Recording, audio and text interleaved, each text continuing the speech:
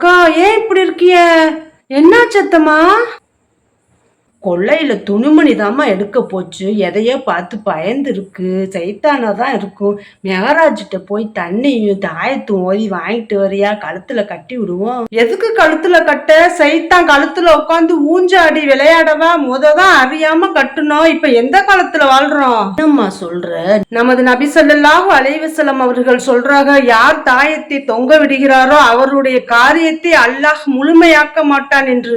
அப்படியாம்மா? இது பயம் இல்ல, கோழைத்தனம். உமர் ஹத்தாப் ரலியல்லாஹு அன்ஹு அவர்களை பார்த்தால் சைத்தான் இன்னொரு பாதையில் தான் செல்வான். காரணம் இறை அச்சத்தின் துணிச்சலின் வீரம். இதே போன்று ஒவ்வொருவரும் இறை நம்பிக்கையாளர்களாக இருந்தோம்னா எந்த சைத்தானும் நம்மை அணுகாது. இப்பதான் அல்லாஹுடைய வேதத்தையும் நபியுடைய வார்த்தைகளையும் படிப்படியா படிக்கின்றோம். அதன்படி முழுமையாக பயணித்தால் அதுதான் மறுமைக்கான வெற்றியின் எல்லையே.